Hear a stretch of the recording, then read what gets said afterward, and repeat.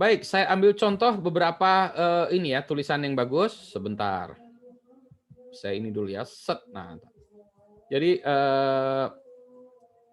nah saya share dulu. Pertama gini dulu. Ah, ini sebetulnya nggak perlu ini dulu ya. Pertama, kalau saya menilai sebuah karya ilmiah, saya itu mulainya tidak dari depan ke belakang, tapi saya mulai dari belakang dulu ke depan. Dari belakang itu apa? Saya mulai dari referensi dulu ya, referensi dulu dan kesimpulan. Referensi dulu dan kesimpulan. Ini ada orang yang menggunakan bibliografi, ada yang referensi. Tapi referensi dulu. Kenapa referensi? Anda sebagai mahasiswa itu kita anggap you are nothing. Ya, jadi kalau saya stop dulu, Anda you are nothing. Apa? Maksudnya Anda itu tidak punya suara. Ya, Anda sebagai mahasiswa you are nothing. Anda nggak punya suara. Ya. Jadi apa? Anda harus meminta bantuan orang lain untuk menyuarakan pendapat Anda. Maksudnya gimana? Maksudnya begini. Misalnya kata si peneliti ini, kata si peneliti ini, kata si peneliti ini, kata si peneliti ini. Jadi kalau orang bilang itu you stand on giant's shoulder. Jadi ada raksasa-raksasa ya, kita tuh ada di giant-nya, kita berdiri di atasnya. Jadi penelitian kita kalau tidak ada kutipan ke orang yang lain, maka penelitian kita itu diragukan. Secerdas-cerdas apapun, you are nothing. Jadi kita harus, ya itu ya. Jadi kita menggunakan orang lain. Si ini bilangnya gitu Pak, si itu bilangnya gitu Pak, si ini bilang gini, maka begini, ya. Jadi harus gitu ya. Jadi semakin Anda membaca, menjustifikasi itu makin keren.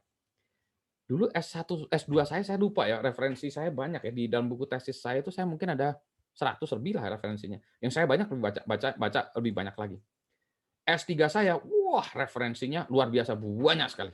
Referensinya itu yang saya baca ya mungkin ribuan ya, di atas 1000 lah. Yang masuk dalam buku disertasi nggak segitu. Tapi yang saya baca itu ruang kerja saya itu isinya paper semua tuh. Ada yang ini yang nggak jelas. Kan dulu karena belum ada internet atau internetnya masih terbatas. Jadi saya harus banyak fisik ya di print. Ini yang akan dibaca, ini yang belum jelas, ini yang sudah dibaca tidak ngerti. Dibaca yang keren ya. Yang banyak tuh yang dibaca tidak ngerti itu banyak sekali. Dibaca sekali kok nggak ngerti ya gitu. Jadi ya itulah makanya banyak orang S3 yang bunuh diri ya. Baca udah bolak-balik nggak ngerti-ngerti, tanya ke orang nggak ngerti juga. Kamu ngomongin apa sih? Baca paper ini. Nggak ngerti. Ya, apalagi saya. Kamu aja nggak ngerti. Iya, jadi tapi saya mau nanya ke siapa? Ya nggak ada yang bisa ditanya. Matilah kau supir gitu ya. Ya sudah ya, jadi wah oke ya. Nah, berarti referensi itu penting. Ya. Anything can be a reference. Jadi apapun bisa menjadi referensi. Ya. Menurut kata anak kecil lebih keren daripada menurut saya. Jadi menurut Pak Budi, saya misalnya Budi Raharjo, menurut Budi Raharjo, oh nggak bisa. Menurut siapa? Menurut ini boleh ya. Nah berarti kredibilitas dari menurut siapanya itu lebih penting ya. Jadi yang penting itu adalah kredibilitas sumbernya. Itu kalau kita ini ya seolah-olah kalau kita lihat dari segi ini juga, kalau hadis itu, itu perawinya itu yang penting ya. Siapa orang yang ngomongnya yang penting gitu. Nah, sekarang pertanyaannya gini, kasta dari referensi itu ada macam-macam. Kasta yang pertama yang kita sebut namanya peer review journal. Itu jurnal yang keren. Ya jurnal yang standar di dunia Anda. Dunia bisnis ini jurnalnya jenis di manajemen begini. Di dunia saya juga ada jurnal-jurnal. Nah, tempat saya kalau di elektro itu namanya IEEE biasanya. RTPE transaction on apa itu keren. Kalau di bidang computer science itu namanya ACM ya. ACM apa gitu. Di bidang fisika ada lagi ya. Jadi ada jurnal-jurnal yang keren-keren. Kalau kita dalam salah satu referensinya adalah jurnal-jurnal yang keren itu, maka kita keren. Maka orang bicara tentang jurnal yang kredibel ya, yang Scopus segala macam. Tapi lagi-lagi kita lihat dari bidang keahlian kita, jurnalnya apa. Karena kadang-kadang juga ada jurnal yang abal-abal. Kenapa jurnal itu kastanya penting? Karena satu, dia tuh jurnal itu baru. Ya. Kalau yang buku itu yang ditulis buku itu adalah sesuatu ilmu yang sudah established ya, buku. Kalau jurnal itu belum, masih liar, masih betul state of the art, masih ada masih penuh perdebatan, masih ada yang baru ya. Jadi jurnal itu. Yang kedua, peer review jurnal itu direview oleh sesamanya peer. Jadi misalnya orang di bidang security saya nge-review, bidang security lagi dia yang nge-review. Jadi ini karena direview oleh orang-orang yang kompeten di bidangnya, maka yang lulus ke jurnal itu kredibel. Nah, problemnya adalah jurnal-jurnal itu jumlahnya jarang yang kayak gitu dan artikelnya juga jarang, paper-papernya gitu. Untuk publish di peer review journal, itu kalau dapat 6 bulan publish ya, keren tuh. Jadi kita masuk submit gitu, 6 bulan lagi terbit, itu keren. Rata-rata di atas itu. Makanya mahasiswa S3 tuh susah. Kalau kita ya di tempat saya itu kalau mahasiswa S3 saya publish di paper itu di peer review journal, butuh waktu dari mulai submit sampai nanti publish tuh 1 tahun. Maka lulusnya lama-lama. Nggak mungkin itu.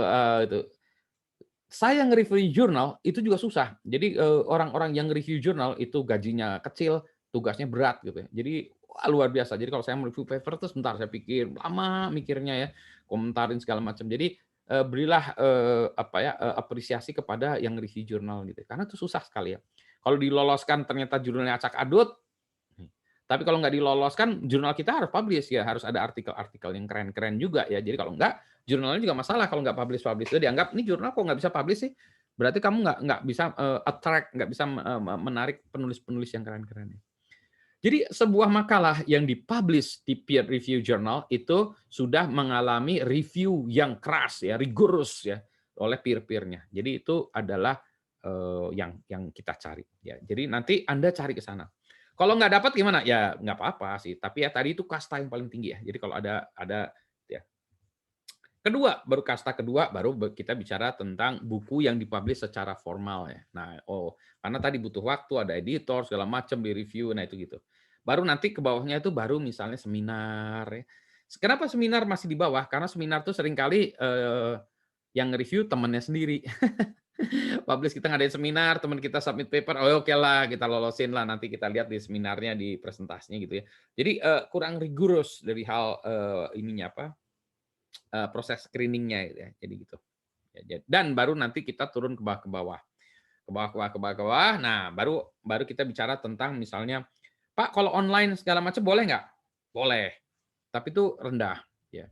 Jadi dengan kata lain kalau Anda online semua ya, nanti kalau referensinya saya lihat online semua berarti Anda tidak memiliki kemampuan untuk mencari studi literatur. Oh, saya jadi bisa tahu, oh ini mahasiswanya itu cuma online-online aja, dia nggak bisa cari ini. Dia nggak layak sebetulnya. Tapi kalau Anda ini yang di referennya jurnal-jurnal, wah ini ya mahasiswanya keren. Ya. Bacaannya keren, ini keren, oke keren. Ya kalau jadi itu kan selalu you are what you read ya. Jadi kalau Anda bacaannya keren, maka keren. Kalau bacaannya cuma online, wah nggak bagus. Kalau sumber-sumbernya Wikipedia boleh nggak? Saya biasanya masih membolehkan, tapi itu kastanya lebih rendah lagi karena itu diedit dengan oleh siapa-siapa boleh ngedit-ngedit sendiri ya, itu boleh ya. Jadi kastanya makin rendah lagi. Terus lagi sampai personal communication, misalnya Anda wawancara saya, ngobrol dengan saya, bisa nggak jadi referensi? Bisa. Misalnya ini interview with Budi Raharjo tanggal berapa ini segala macam ya.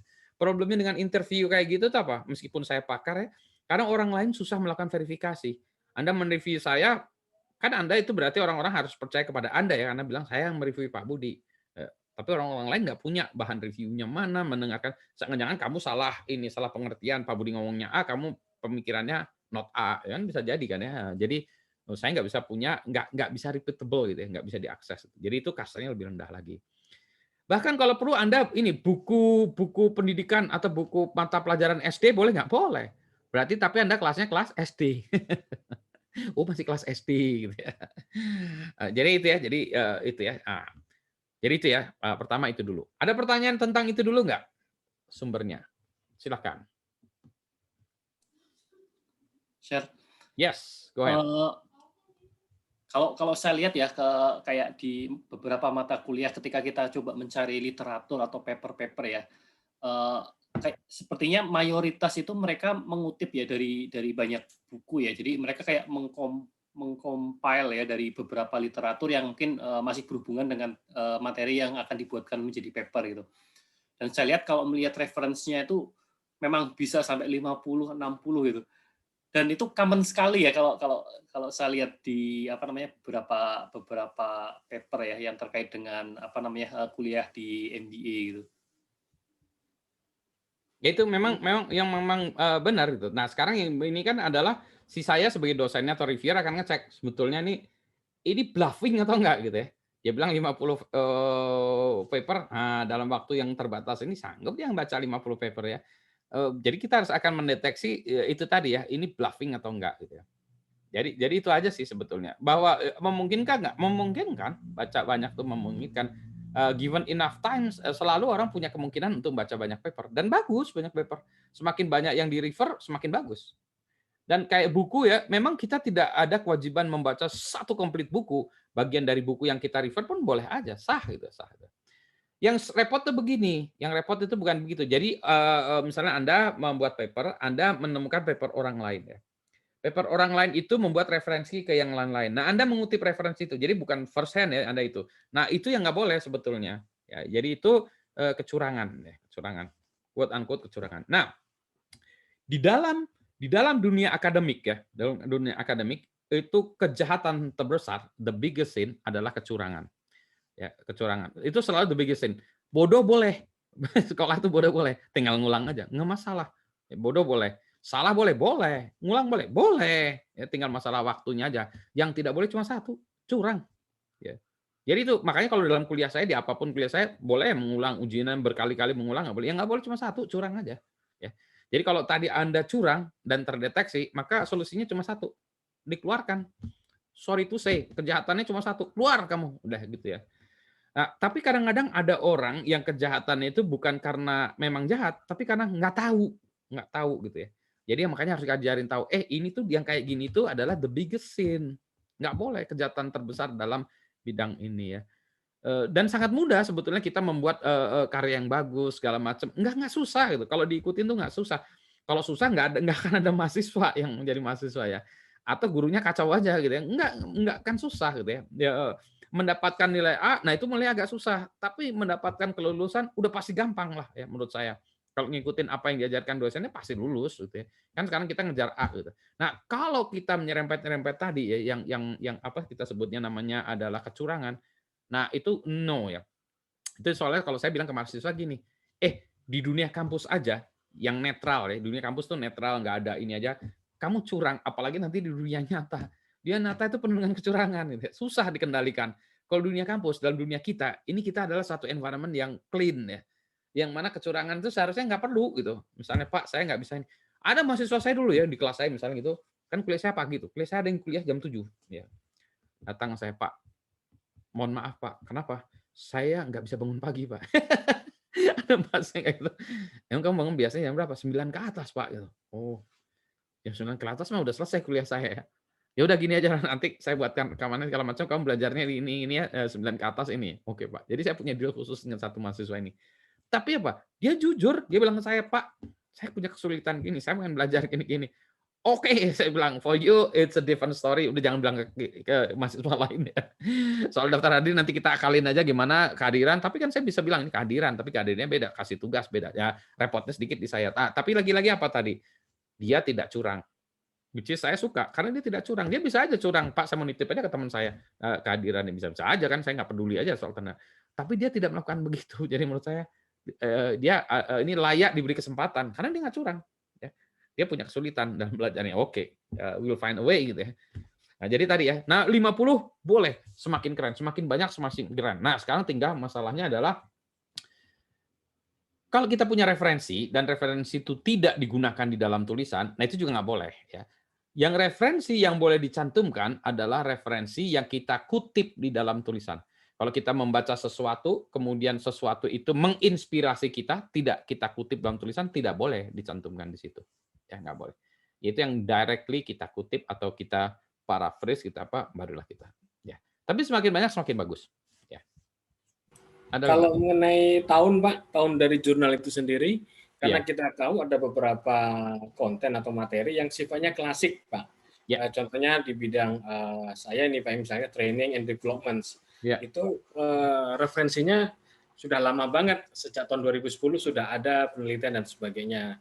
Sedangkan saat ini misalnya bagaimana training di-deliver secara online itu memang baru. Tetapi untuk kita berbicara training online kan kita basisnya kan teori yang klasik dulu ya Pak ya, training dalam kondisi normal. Nah, yang ada referensinya hanya 2010 misalnya. Ya. Katakanlah dari Profesor Kirkpatrick yang fokus di training evaluations, yang itu memang menjadi semacam mazhab trainer di seluruh dunia lah kalau kita bicara. Itu bagaimana, Pak? Ya, waktu ya. Memang ada beberapa tempat yang mengharuskan penelitian segala macam itu misalnya 5 tahun terakhir. Gitu. Kenapa demikian? Itu untuk menunjukkan bahwa daerah situ tuh aktif ya, memang aktif. Jadi harus ada referensi-referensi yang dalam kurun waktu terakhir. Itu menunjukkan bahwa itu memang topik itu sedang aktif diteliti. Kalau tidak menemukan, itu ada 2 kemungkinan. Topiknya udah mati, atau 2 susah. Susah, karena belum ada orang susah. Jadi susah atau mati. Berarti you are alone di situ ya, kalau yang baru. Nah, kalau yang lama-lama boleh nggak? Boleh. Itu menunjukkan bahwa, oh ini ilmunya masih ilmu lama, ini bukan ilmu baru. Jadi ilmu barunya itu mungkin, ya ini. Sebagai contoh, di dunia informasi itu yang paper yang paling keren itu kan Shannon. Shannon itu 1040-an. Jadi kalau orang itu 1940, karena Shannon information theory itu basic itu masih Shannon, masih per 19, saya lupa 42 atau berapa. Masih itu. Dan kalau itu terpaksa ya, kalau kita terpaksa harus mengutip Shannon, ya kita terpaksa mengutip paper yang itu the paper. Itu kalau di refer mungkin paper udah puluhan ribu yang refer paper itu. Emang ininya ibunya dari si information theory yang itu ya, itu si Shannon itu dan paper itu gitu. Oke, nggak masalah. Nah, tetapi ya, jadi kita boleh ngutip itu, tapi kita kan menunjukkan lagi bahwa di kebaharuan di dalam bidang ini tuh ada yang lebih baru tadi. Untuk menunjukkan bahwa ini bidang ini alive and well gitu ya. Cuma itu aja sih tujuannya. Jadi orang bisa menilai ini oke papernya lama-lama semua. Itu tadi ya, bidangnya mati atau memang susah atau mahasiswanya nggak bisa nyari. Bisa juga, oh ini mahasiswanya memang tidak memiliki kepandaian atau skill untuk melakukan studi literatur mencari itu. Kalau zaman dulu, zamannya saya internet terbatas, kan susah. Saya kalau pinjam ke perpustakaan, kan perpustakaan harus interlibrary loan. Untuk satu makalah itu saya harus minta izin 2 minggu kadang-kadang. Oh, interlibrary loan ke perpustakaan di sana segala macam ya. Udah harus bayar segala macam. Jadi itu memang keras sekali ya. Kalau sekarang di zamannya internet, kalau kita tidak bisa mengitukan, itu orang bertanya-tanya. Ini zamannya internet aja, masa kamu nggak bisa dapatin paper-paper ya? Nanti ada masalah harga duit kalau ada yang paper yang berbayar atau buku yang berbayar gitu ya. Tapi tadi ya, kenapa orang mensyaratkan demikian itu alasannya itu. Saya tidak ya. Tapi reasonable lah ya Anda mengatakan, oh iya saya terpaksa mengutip paper yang ini karena memang dia the book ya, memang the book ya harus dikutip dia the book gitu ya. Habis gitu nanti di atas itu ada foundation yang itu ya. Dah, mari kita bilang yang terbarunya si ini. Tapi tadi solid foundation-nya si itu gitu ya. Boleh banget. Nah, satu lagi Pak Budi, dalam konteks tesis, ketika kita defend dengan satu referensi yang memang itu adalah klasik ya Pak ya, tapi memang nanti ada juga referensi yang sifatnya up to date ya. Tapi untuk bisa kita bicara referensi yang 5 tahun ini, 5 tahun dari sekarang ini, basisnya adalah referensi yang 2010 gitu. Nah, ketika saya misalnya nih, Justin guys Pak, kita defend-nya adalah basis kita adalah referensi yang klasik dulu karena memang selama ini ya itu yang menjadi panutan gitu. Sehingga kita bergerak ke referensi yang sudah dinamis, katakanlah 2 tahun 3 tahun dari sekarang. Nah, itu bagaimana Pak? Apakah secara akademis itu diperkenankan begitu Pak Budi? Boleh, tapi kita harus punya konteks gini dulu ya. Kalau kita presentasi, nanti kalau Anda presentasi, kalau dalam tulisan nggak masalah ya. Kalau Anda presentasi, Anda punya limited time. Nanti kalau saya ngajarin presentasi, Anda itu punya waktu cuma, kalau saya biasanya ngasih ke mahasiswa 17 sampai 18 menit. Nggak boleh lebih dari itu. Kalau dari itu otomatis saya kasih C. Kenapa? Karena kamu nggak paturan saya sih gitu ya. Tapi sebenarnya ada alasannya ya. Dan saya sudah cerita ke mahasiswa saya. Jadi kalau saya presentasi ya, Anda bisa cek presentasi saya kalau segala macam kalau gitu-gitu 17 menit tuh, 17-18 menit. Kenapa? Karena saya latihan. Belasan tahun, puluhan tahun saya latihan. Jadi kalau presentasi saya 17-18 menit. Kenapa? Karena span attention manusia itu cuma segitu. Jadi kalau dikasih, biasanya kalau presentasi tesis Anda diberi waktu 20 menit. Gunakan 20 menit. Begitu Anda lewat itu, otomatis tuh para penguji kesel. Kalau udah kesel, nggak akan punya itikat baik untuk ngasih A. Kesel karena dia itu. Ya, mahasiswa udah gue kasih waktu, udah gue kasih 20 menit, dia ngeyel aja terus gitu. Anda pengen cerita segala macam. Nggak perlu cerita seperti itu. Kayak misalnya saya cerita ya, misalnya cerita gini ya, saya komputer ya. Saya cerita dulu. Bahwa komputer itu zaman purbakala. Wah, Pak Budi ini ngapain juga cerita purbakala, udah malas lah saya gitu ya. Nah, tapi knowing when to start gitu ya. Nah, itulah yang lebih penting ya. bahwa boleh jadi tulisan Anda pakai yang tadi ya, yang tahun 2010 gitu ya. Tapi Anda bisa jadi nanti di presentasinya nggak perlu tahu. Itu Anda asumsinya bahwa gini, semua orang udah harusnya basic knowledge-nya tahu itulah. Kalau enggak, ya memang dia tidak layak memahami dunia saya, gitu ya. Jadi kita nggak usah cerita itu dulu gitu. Kayak misalnya saya cerita ini, kita belajar aljabar, kita mundur dulu ya ke aljabar ya. 1+1 sama dengan 2. Nah, kita belajar tambah-tambahan. Wah, ini Pak Budi, itu kayaknya saya nggak perlu tahu, Pak. Itu saya nggak perlu diceritakan, Pak. Saya sudah tahu. Nah, biasanya kalau di dalam bidang keilmuan, ada ilmu-ilmu yang sudah kita tahu, kita skip aja, langsung kita bagian yang novelty dari kitanya. Kenapa? Karena kita punya limited time. Tuh. Jadi jangan mencoba menceritakan semuanya gitu ya. Jadi kita cerita yang spesifik aja, karena kita tahu nanti ada tanya jawab. Justru kita buat lubang-lubang supaya mereka tanya. Nah, itu Jebak-jebakin. maksud saya Pak Budi. Ya.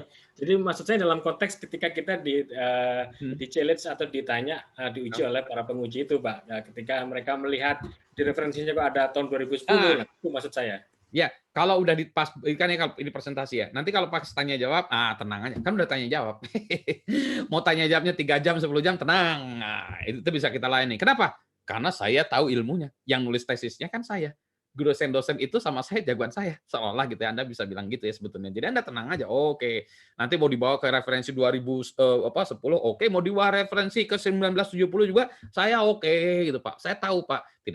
Tidak saya tuliskan di buku, tapi kalau Bapak nanya itu saya tahu, Pak. Karena saya baca, Pak. Saya udah baca, Pak. Tapi karena itu hanya menginspirasi, tidak saya kutip dalam buku saya, yang nggak ada di situ. Tapi saya udah baca sih, Pak. Udah ngerti juga gitu ya. Jadi gitu juga itu. Jadi kadang-kadang ada banyak buku kayak saya di tempat saya dulu ya, waktu S3 banyak buku saya yang menginspirasi saya, bukunya keren-keren. Tapi tidak saya tulis di dalam disertasi saya karena tidak saya kutip. Tapi ketika orang bilang, "Yuk kita lari ke sana," bisa. Hayu. Saya ladeni ya karena saya juga mengerti itu.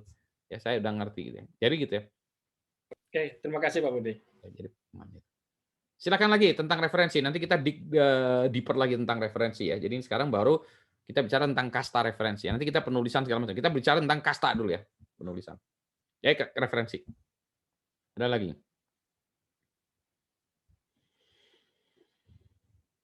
Sambil mikir pertanyaannya. Nah, jadi setiap saya meminta mahasiswa melakukan studi literatur segala macam, maka mulailah dengan referensi apapun. Ya, referensi mulai dari yang kasta terrendah, iklan di koran segala macam, catat aja dulu teks satu ya. Dah, misalnya Anda punya referensi itu. Ketika dalam perjalanan Anda menemukan, wah ini ada referensi lebih bagus lagi. Nah, yang tadi diganti dengan yang ini, diganti. Ya. Jadi makin lama kualitas paper Anda makin bagus ya. Yang tadi iklan udah di-delete. Anda punya referensi Wikipedia. Oke, Wikipedia. Gitu-gitu. Terus ada lagi referensi tapi dari vendor ya. Oke, masih dari vendor. Vendor juga boleh. Technical report dari vendor itu dianggap juga sebagai tidak ideal ya karena dia ceritanya pasti berbunga-bunga tentang produknya. Nggak apa dipakai boleh juga, tapi kastanya rendah pada Wikipedia ini. Oke, terus ada lagi tiba-tiba setelah Anda jalan 5 hari kemudian, wah ini paper lebih bagus lagi, dia cerita lebih keren daripada yang ini. Yang 2 tadi delete ganti sama paper yang lebih keren ya. Jadi Anda kualitasnya meningkat ya. Yang tadi nggak perlu lagi dimasukin karena udah digantikan dengan satu ini gitu ya. Tapi kalau Anda ditanya, tahu saya udah baca, Wikipedia udah saya baca.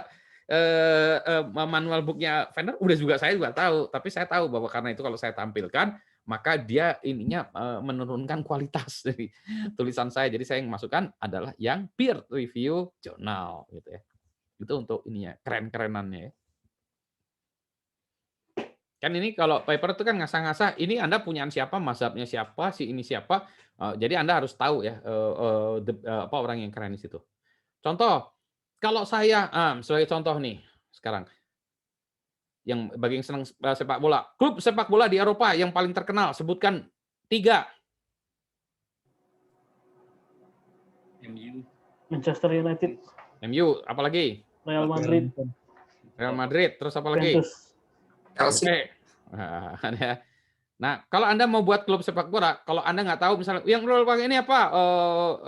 MU tuh, MU itu apa? Aduh, Mas, nggak usah main bola, Mas, nggak usah buka klub sepak bola, Mas. Kamu nggak ngerti sepak bola gitu ya.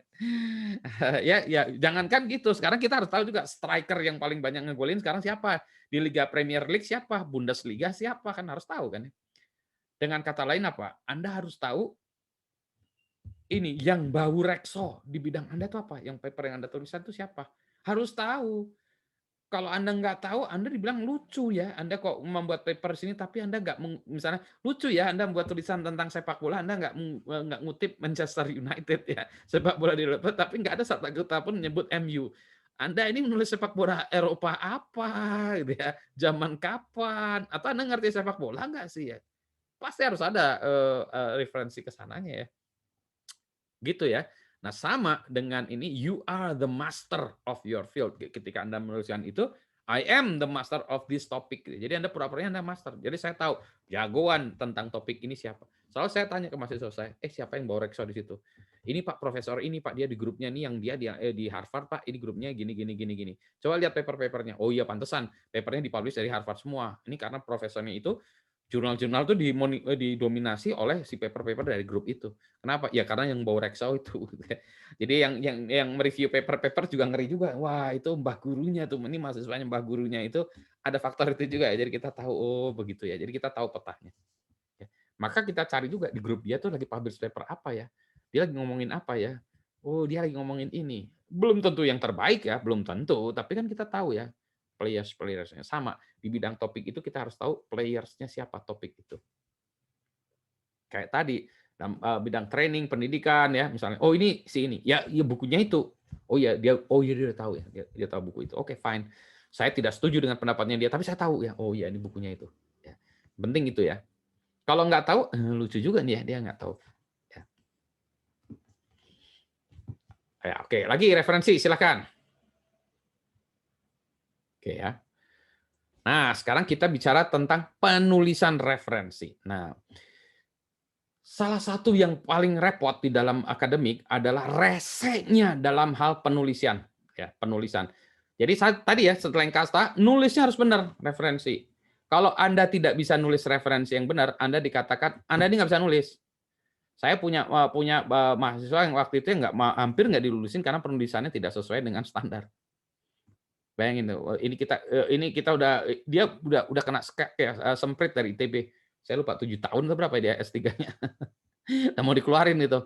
Kita cuma punya waktu 2 minggu beresin disertasinya waktu itu. Udah selesai, tapi ada masalah yang gini-gini. Oh, oke. Jadi demikian pentingnya gitu. Penulisan itu adalah tata cara untuk menuliskan ya. Itu kayak Anda menuliskan, ini sakral sekali ya. Penulisan itu sakral sekali seperti sakralnya kitab suci ya. Jadi kalau Anda menuliskan referensi dengan tidak benar, itu Anda dimeh. Ya, ini titik, koma, segala macam itu penting. Maka saya ambil contohkan tadi ya. Ini contoh ya. Nah ini penulisan ini contoh aja di bidang saya. Sebagai contoh ya, sebagai contoh ini referensinya ini diurut dengan menggunakan nomor, misalnya ini nomor 1, 2, 3, 4 gitu ya. Ada yang penulisannya bukan nomor, tapi berdasarkan ini potongan namanya, potongan namanya, nah, dan seterusnya. Ada yang tidak itu yang tinggal diurutkan aja, nggak ada nomornya segala macam. Nah, format ini itu bergantung dari jenis publikasinya. Maksudnya Pak, kalau Anda misalnya ada membuat tesis atau disertasi di Presiden University, maka ditanya dulu format di tempat kita itu apa. Anda publish paper di sebuah jurnal, misalnya Harvard Business Review, formatnya bagaimana? Anda formatnya lagi ya, penulisan ini tuh ada formatnya dan Anda harus ikuti. Ikuti dan Anda harus cari, ini ada panduannya enggak? Nggak bisa. Biasanya mahasiswa itu gini, saya ngelihat tesisnya orang lain kayak gitu Pak nulisnya, jadi saya ngikutin aja. Kamu tahu nggak? Saya ngikutin aja. Ngikutin tuh ngikutin apa gitu ya? Itu kayak orang belajar ini ya orang ada juga sih orang yang sholat dan yang ngikutin gimana? Ya karena saya ngikutin orang lain Pak. Biasanya kayak gitu ya saya tinggal ikut aja gitu ya. Kamu pernah baca ininya nggak bukunya atau apa? Enggak Pak, saya ngikutin orang lain. Itu sama kita ini. Nggak nih aturannya gimana sih sebetulnya gitu ya. Nah, itu yang penting ya. Jadi kita lihat ya ini contohnya itu. Yang kedua contoh lain yang di sini adalah penamaan. Misalnya dalam contoh kasus yang saya ini kalau kita lihat ini penamaannya adalah first name titik last name koma. Ada yang ditulis komplit. Ada yang disulit singkat ini. Nah, yang penting apa? Standarnya itu apa? Konsistensi, konsisten dengan standar. Jadi kalau di dalam referensi Anda ada yang disingkat, ada yang tidak, segala macam, saya langsung coret. Ini Anda nggak ngerti sebetulnya, ya kan nggak konsisten ya.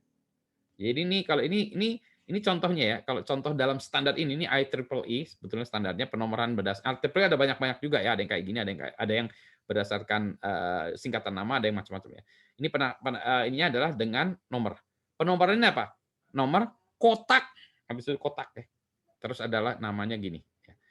Kalau nama penulisnya banyak, maka selalu first name, last name, koma. First name, last name, koma. Dan yang terakhir ada kata N.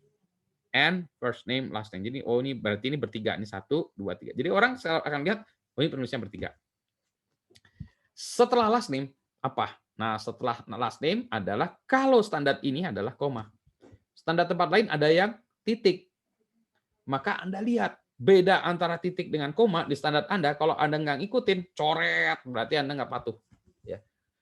Rese. Ya. Rese. Oke. Sekarang ada lagi judul. Nah, ini kebetulan kalau kita lagi-lagi saya komentar standar IEEE ya. Kalau IEEE adalah kalau kita mengutip jurnal, maka judul jurnal dicetak miring, judul artikel, judul makalah tidak. Jadi ini judul makalahnya ini ya. Anda lihat judul artikel dicetak miring. Judul jurnal dicetak miring. Kalau Anda tidak melakukan lagi itu lagi, coret lagi, salah Anda gitu ya. Gitu. Perhatikan lagi kalau kita menulis dalam bahasa Inggris ya, punctuation dan lain sebagainya. Kalau dalam bahasa Indonesia, misalnya habis kata copying ini ya, copying sebelah kanan ini adalah koma ya, copying koma tanda kutip. Ya, copying koma tanda kutip. Kalau dalam bahasa Indonesia, copying tanda kutip koma. Komanya di luar dalam ini ya. Ini yang contoh judul yang pertama ya. Electronic Marking and Identification Techniques to Discourage Document Copying, koma tanda petik kalau bahasa Inggris. Kalau misalnya dokumen copying tanda petik koma, kebalikan ya. Ya, jadi perhatikan itu beda ya. Jadi kalau maka Anda gunakan bahasa Inggris ya, standar bahasa Inggris adalah seperti ini. Kemudian untuk kasus ini, jurnal boleh disingkat atau malah disarankan disingkat, dan masing-masing jurnal itu punya singkatnya. Jadi kalau ini misalnya IEEE Journal Selected Areas of Communication, singkatannya seperti ini. Volume 3 nomor ini tanggalnya gitu ya. Yang online ini nggak perlu harusnya. Jadi seharusnya itu. Dan biasanya ditambahkan juga halamannya ya. Jadi ini tergantung lagi standarnya. Ini tidak ada halamannya. Oh ya oke itu aja. Ya. Ini salah satu contoh penulisan. Ada pertanyaan dulu. Nah, maka Anda cek dulu. Di Presiden University standar tesis itu kayak apa sih? Ya. Jadi Anda harus tahu standarnya adalah ini, ada contohnya. Setiap penerbitan, setiap jurnal itu ada aturannya. Dia bilang aturannya begini, kalau ini adalah gini. Harus ada aturannya ya. Ini juga ada macam-macam, ada IEEE, CF, AMA, macam-macam lah, tergantung dari publikasinya. Berikutnya lagi, pengurutan. Nah, pengurutannya juga macam-macam. Kalau ini pengurutannya adalah berdasarkan kemunculan. Yang pertama dikasih nomor 1, yang dikutip pertama kali ya dikutip nomor 1, yang dikutip nomor 2 kasih nomor 2, dikutip nomor 3 kasih 3. Kenapa? Ini bisa kelihatan karena yang ini J Brasil, yang nomor 1 nih ya, J Brasil, yang nomor 4 J Brasil juga ya. Kalau dia berdasarkan urutan nama pasti harusnya dia berurutan kan ya. Bender lebih duluan daripada Brasil harusnya kan. BE sama BR banyakkan depak lebih kecil BE. Jadi dengan menduga ini saya bisa tahu oh ini diurutkan berdasarkan kemunculan. Ya. Lagi-lagi standarnya Pak, ada yang standarnya berdasarkan kemunculannya diurutkan, ada yang berdasarkan last name-nya. Ya. Nah orang Indonesia menarik juga, ada orang Indonesia banyak yang nggak punya last name. Kalau nggak punya last name gimana? Ya sudah, ya itu aja. Kayak Soeharto ya. Soeharto last name-nya Soeharto gitu ya. Tapi di luar negeri juga banyak orang keren yang nggak punya ya yang mungkin nama ininya ya nama stage-nya itu nggak punya last name kayak Madonna gitu ya. Madonna last name-nya apa? Nggak ada. Kalau YouTube main band YouTube Bono gitu ya, Bono gitu. Ya Bono namanya gitu ya, tapi sebenarnya nama asli nggak gitu ya. Jadi ada first name last name. Tapi kalau Indonesia memang nggak ada. Ada orang yang akhirnya karena terpaksa nggak boleh diulang aja. Jadi misalnya Soeharto namanya ya Soeharto ya. Jadi di akhirnya begitu ya. Ya. Jadi dengan kata lain, nah saya biasanya mau nilai, saya lihat dulu referensinya. Ting. Ya, referensinya bagus nggak? Oh, referensinya nggak beres. Minus ya. Kalau saya jadi saya nilai itu mulai itu dari nilai full, kemudian saya kurangi. Jadi subtraksi bukan nambah-nambah ya. Ada pertanyaan?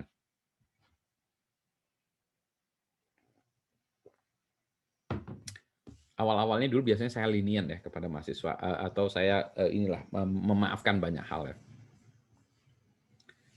Nah, ya jadi ada itu. Ya. Jadi saya memberikan Anda PR.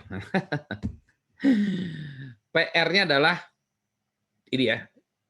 Nanti ada PR-nya ada beberapa. Satu, PR-nya adalah coba tuliskan sebagai contoh daftar pustaka ya, 3 hal.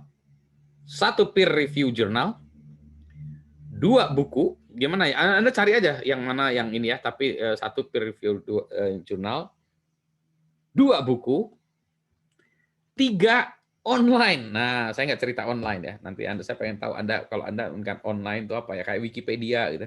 Kan Wikipedia ini author-nya siapa? Pak Wikipedia kan nggak jelas ya pengarangnya, kan harus ada pengarangnya. Ya, atau online bukan Wikipedia, ada satu lagi halaman ini, misalnya saya nulis di blog saya, kan online juga tuh kan ya. Nah, itu pengarangnya siapa ya? Apakah Budi Rajo atau apa gitu, tulisannya apa, URL-nya apa, ya gitu. Jadi 3 hal ya. Ini saya cuma untuk men-challenge Anda menulis 1 peer review journal, 2 buku, 3 online references ya. Kontennya bisa apa aja. Standarnya Anda boleh standar apa saja, tapi Anda sebut dulu, saya menggunakan referensi dengan menggunakan standar siapa. Ya. Standar jurnalnya, standar penerbitan, standar Presiden University. Pokoknya Anda harus bilang some kind of standar mana yang Anda pakai. Anda harus declare dulu, ini standarnya itu, kemudian inilah saya ambil contohnya. Ya. Paham ya tuh ini ya, PR-nya. Ya.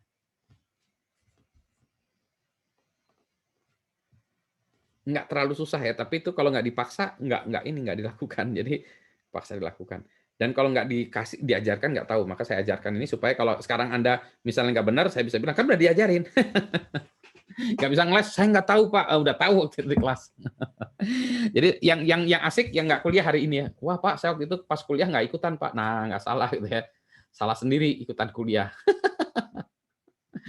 Gimana, siap? Siap, Pak. Ya, untuk style atau standar? Enggak, style sama standar enggak. Ini biasanya standar itu ya apa ya? Kalau style saya nggak tahu maksudnya style ya. Tapi standar itu yang dimaksud itu misalnya standar tesis Presiden University standarnya kayak gini. Bahkan di satu kampus pun mungkin beda-beda ya. Kayak di tempat saya ini kalau tesis fakultasnya matematik ya sama elektro beda standar ini penulisannya. Padahal satu itu ya. Nah, ini boleh API Chicago boleh, tapi Anda lihat dulu ya. Ini boleh, itu sama itu sebenarnya standar juga ya, standar juga. Terus ini standarnya ini masih generik ya, belum lebih spesifik. Misalnya gini, misalnya Presiden University, oke, kami akan Presiden University declare kami standar, misalnya untuk tesis menggunakan MLA, oke, ya kita cari MLA aja. Dan ini tentu saja pengelolaan bibliografi atau referensi ini bisa menggunakan software ya. Anda pasti sudah ada beberapa software. Nanti kalau belum kita bicarakan tentang software-nya. Ya. Tapi bisa dikelola oleh manual.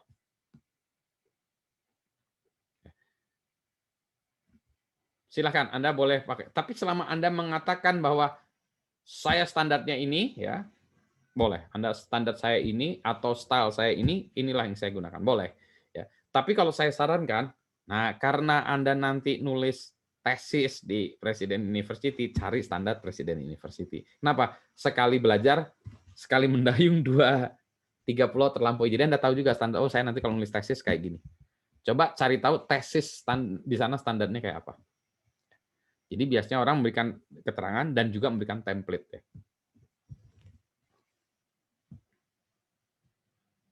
Silakan, ada lagi. Ini ada yang Pak Daniel Panjaitan. Oke. Nggak apa-apa. Dia bersyukur nih. Dia nggak ikut kelas ini. Pak, saya nggak ikutan kelas Pak Budi. Jadi saya nggak tahu Pak. Mohon dimaafkan. Nah, dimaafkan. Tapi ada PR-nya. Ya. Oke. PR-nya adalah dia harus belajar dari teman yang lain. Oke, nggak apa-apa. Semoga lancar perjalanan ke Singapura. Ada lagi? Silakan. Ada lagi? Pertanyaan tentang ini referensi. Oke ya. Kalau enggak nanti saya mundur lagi ya. Oke. Baik. Jadi saya menilai, saya lihat referensinya dulu, teng teng teng teng teng gitu ya. Nah, kemudian saya lihat oh referensinya ini ada berapa? Oh, ini ada 8. Oke, 8. Nah, kemudian yang berikutnya saya lihat dulu, sebentar saya cek dulu. Ini benar nggak nomor 1 itu di urutan. Jadi saya lihat di papernya ke depan. Mulai dari depan lihat. Ini pertama kali dipakai di mana? Oh, habis itu 1, 2. Karena ada juga yang nakal. Gininya udah bagus. Begitu saya lihat tulisannya pertama kali langsung nomor 7. Kenapa belum pertama kali kok udah nomor 7? Nomor 1-nya mana? Nomor 2-nya mana? Kalau nomor 7. Berarti ini saya curiga dia copy and paste. Nah, berarti ini cenderung copy and paste itu ya. Jadi ketahuan. Oke. Untuk mengelola referensi seperti ini ada macam-macam. Ada orang yang pakai software segala macam. Saya pakai software juga. Saya pakainya Jabref. Kenapa saya pakai Jabref? Karena saya environment saya multi platform ya. Saya pakai Mac, pakai Linux. Sebenarnya setiap ini ada yang bagus-bagus. Entar saya tuliskan dulu ya Jabref. Ini ada saya ini kan ya Jabref. Nah, saya share lagi. Ini dia. Ya. Jadi ini ya Jabref namanya. Jabref ini dia bisa kita gunakan untuk mengelola referensi kita. Ya. Ini karena dia free software, karena dia berbasis Java, dia bisa di-install di all kinds of platform, di Windows ada, Mac ada, Linux ada, gitu ya, bentuknya kayak gini, gitu ya. Jadi kita nanti tinggal masukkan. Jadi kalau kita habis baca paper, baca buku, kita tinggal ketikkan di sini aja. Oh, ini judul bukunya apa, ya segala macam. Ini segala macam. Kemudian kita kasih ini biasanya text key-nya ini kita bisa tulis atau kita bisa generate ya dari judulnya ini. Nah, nanti kalau kita butuh apa-apa, tinggal lihat dari sini. Jadi saya dulu punya yang kayak gini ya, untuk yang buku-buku yang saya baca. Nanti dari misalnya isinya ada 1.500 gitu ya. Kalau saya generate paper mungkin dipakai cuma 7, 15 dari 1.500 itu. Jadi 1.500. Jadi semuanya saya throw in aja di dalam sini ya. Nah, yang lebih menariknya lagi, kalau dia juga bisa, nanti ada link ke webnya. Kalau ada filenya, misalnya filenya ada di directory mana, jadi ada di sini juga. Jadi kalau saya kumpulin, misalnya saya kumpulin folder PDF-nya saya taruh di dalam directory ebook atau dalam dulu paper. Jadi kalau di sini, oh iya ntar lu saya papernya mana, saya double klik itu, nanti dia buka paper yang dari disk kita ya. Jadi lebih ini ya, lebih terkendali gitu ya. Jadi koleksi. Kalau dulu nggak ada, harus kita koleksi manual. Sekarang ada banyak softwarenya ya. Ini salah satunya yang saya pakai. Tentu saja di Windows ada lagi ya. Banyak orang yang pakai yang lain-lain yang keren-keren juga. Tapi saya pakai Jabref aja. Karena gratis dan 2 multi platform. Karena saya kerjain di 3 tempat ini, di MacBook, di desktop saya Linux, dan kadang-kadang saya kalau ngasih orang dia pakai Windows. Jadi saya kasih aja ininya. Ada pertanyaan? Jadi Anda jagoan lah ya di sini. Dah. Sesudah saya periksa, saya mundur ke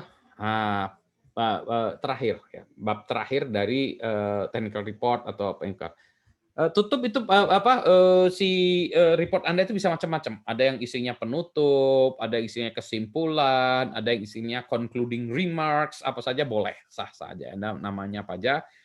Tapi ini bagian yang terakhir ya biasanya itu. Nah, biasanya saya mencari di sini itu yang saya cari adalah to the point. Poin apa atau top. Ini kan ada membahas sebuah topik ya, makalah itu membahas 1, 2, 3 aspek lah ya. Kalau makalah jangan banyak-banyak. Anda membahasnya cuma 1, 2 atau 3 poin aja ya. Kalau Anda poinnya banyak, di-split jadi misalnya wah ini Pak ada 5 topik poin yang saya ingin baca. Oh, di-split jadi 2 makalah aja, malah keren. Anda punya 2 paper. Jadi Anda jadiin 2 malah. Waktu lagi jadiin 3. Wah, makan keren. Jadi daripada 1 semuanya ada, lebih baik adalah 3 tapi fokus ya, sangat fokus ya. Maka di penutup ini harus jelas. Yang ini tuh tidak jelas ini sebetulnya. Poinnya apa? Nah, biasanya dalam penutup itu ada penutup ini kesimpulan apa sih poinnya? Nah, ini nggak jelas menurut saya. Ini sebagai contoh yang dulunya bagus tapi ini apa ya poinnya ya. Nah, itu. Nah, ini penutup ini biasanya saya cross check dengan bagian awal. Ya? Share masih Jabref, maaf. Oh gitu ya. Oh ini saya kira ya ini sorry ya. Oh berarti share si Jabref ya. Oke. Share, oke. Nah, ini dia ya, sorry. Nah, jadi kalau tadi nah sekarang saya bawa ke bab penutup ya. Ini bab penutupnya nggak jelas lah ini tulisannya dia, ini mahasiswa ini rada ngaco. Ya di bagian penutup concluding remarks ini berarti saya lihat apa sih yang mau disampaikan? Kesimpulannya apa? Jangan jauh, jangan tulisannya nggak usah berbunga-bunga ya. Poinnya apa sih? Nah, ya. Jadi ini telah dijelaskan maksudnya apa gitu ya. Jadi ini harus poin itu. Dan ini masih terlalu generik apa yang ini ya. Nah, biasanya ini saya kaitkan juga dengan di awalnya. Jadi kalau orang-orang bilang bab 1 atau bab pendahuluan ya. Apa sih yang mau bahas misalnya membahas bagaimana misalnya bagaimana mengukur brand awareness gitu. Oh, oke. Nah, di sini ini adalah begini caranya kalau pertanyaannya bagaimana, di sini jawabannya begini gitu ya. Oh, pertanyaan bagaimana? Begini. Jadi ini harus ada one to one correlation antara yang ditutup dengan yang dibukanya tadi. Atau kesimpulan dengan pertanyaan. Jadi saya bilang kalau di sana ada 3 pertanyaan, maka di sini ada 3 hal juga. Jadi one to one mapping. Kalau nggak nyambung. Nggak nyambung. Di sini kamu ngomong 2 hal, di sana ada 3 hal. Masih ada 1 lagi nih yang belum kamu bahas apa gitu ya. Jadi saya selalu melihatnya itu ya. Ini sana. Berikutnya lagi, yang ini tuh hanyalah di dalam concluding remarks, penutup atau apapun yang kesimpulan adalah hal-hal yang Anda simpulkan dari penelitian Anda atau penulisan Anda ataupun karya ilmiah Anda. Ini apa sih yang disimpulkan? Kalau ada hal-hal lain yang memang keren tapi nggak ada di situ, ya nggak perlu tampilkan itu. Atau hal-hal yang obvious, misalnya gini, komputer Pentium i7 sekarang jauh lebih cepat daripada Pentium 4. Itu sih kayaknya nggak perlu dibuktikan ya udah ya.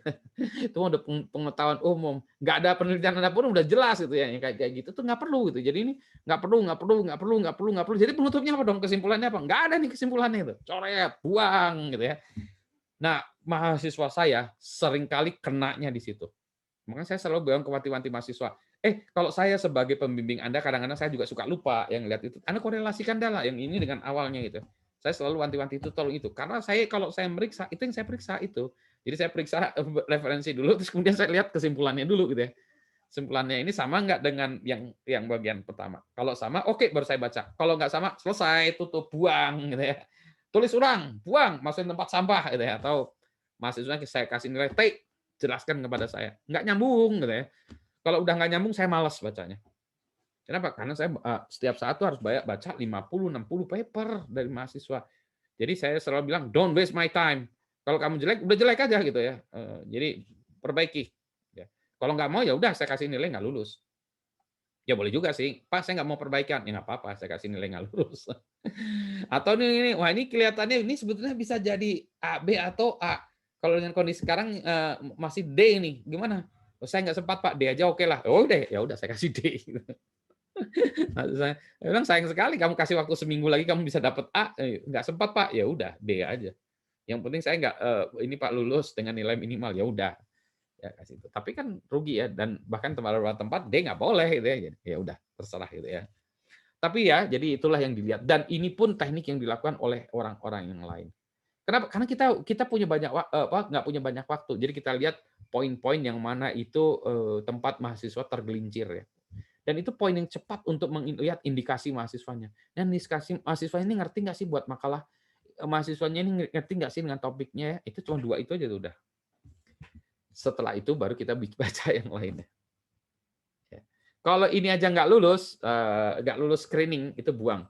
Kalau udah lulus screening, oke, at least dia sudah lulus screening, mari saya spend more time, siapin kopi, baru saya baca. Oke, gitu ya.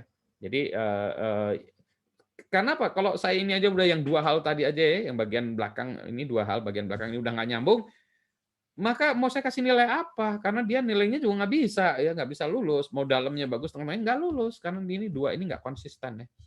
Ya jadi itu dulu yang Anda beresin itu. Baru nanti kita bisa baca dalamnya. Dan baca dalamnya itu bisa variasi yang beda-beda, bebas-bebas. Tapi sini kita bicara tentang bahasa. Oke, ada pertanyaan dulu nggak tentang ini? Bab penutup, kesimpulan, concluding remarks, atau apapun. Pertanyaan Pak Budi. Ya. Jadi kalau kita mau melihat papernya kita ya, atau jurnalnya kita, sama ya prosesnya, berarti seperti tadi kita harus melihat dulu referensi yang sudah kita tulis, terus kemudian baru kita Kita balik ya, berarti kita ngelihat penutupnya dulu. Nah, enggak, ada beda. Kalau saya meriksa itu kayak gitu. Tapi kalau saya melakukan penelitian, kalau saya melakukan penelitian segala macam, enggak gitu. Kalau saya mau penelitian, saya baca dulu. Kan jurnalnya udah diperiksa ya sama review-review kayak bagian saya tadi ya. Jadi setidaknya itu udah benar yang dipublish kan. Harusnya ya dipublish itu. Kalau saya mau studi literatur, saya bacanya tuh abstrak dulu. Kalau saya membaca, saya malah nggak lihat ini, tapi saya abstrak. Nah, itu next step-nya adalah abstrak. Jadi abstrak itu menceritakan ini papernya tentang apa. Kalau ini abstraknya ini nggak ada hubungannya, buang nggak nih. Mungkin saya taruh mungkin dulu. Mungkin taruh di dalam directory dulu. Mungkin kumpulin 30 yang mungkin, baru oke, udah ada 30 mungkin, oke saya baca lagi. Oh ya ini mungkin lagi saya akan baca lebih lanjut. Ini kayaknya nggak buang lagi gitu ya. Jadi abstrak itu merupakan filter pertama untuk ini ya.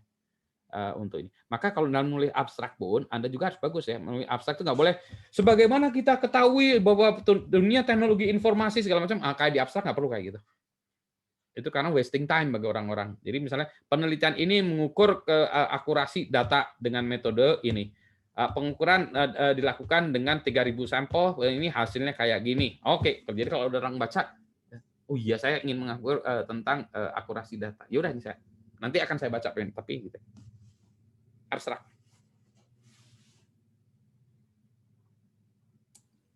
Ada lagi.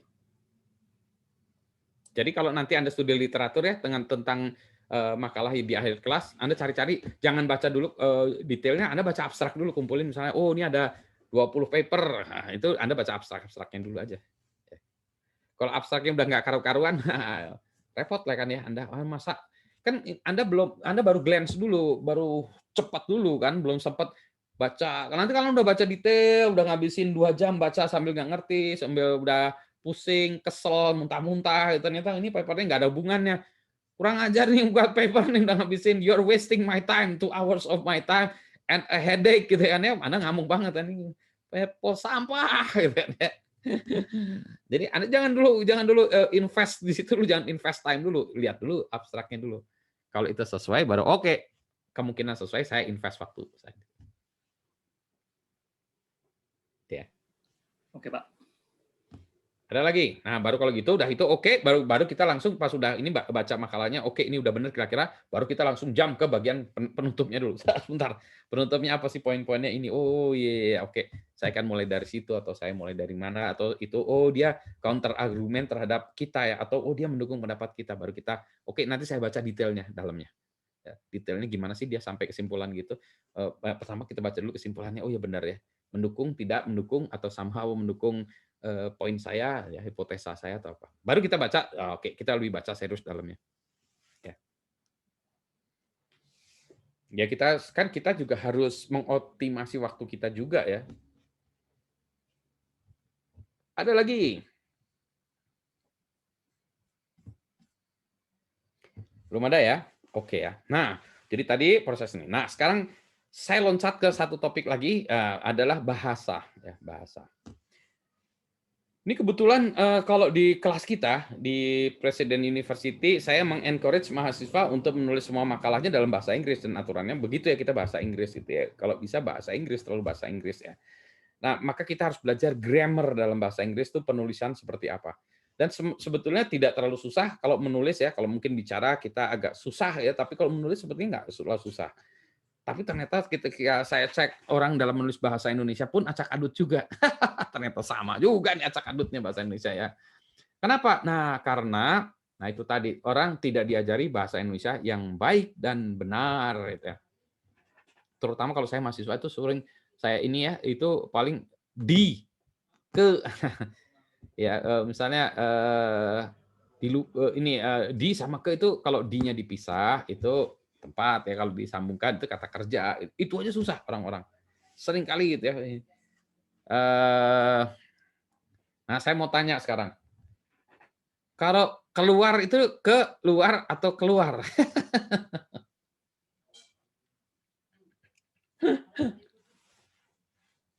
Ayo, yang benar keluar atau? Ada 2 pengertian, Pak.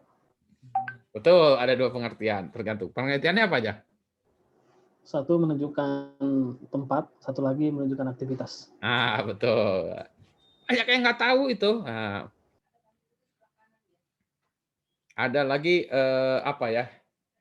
Ada lagi waktu itu sebentar. Apa ya? Sebentar ya.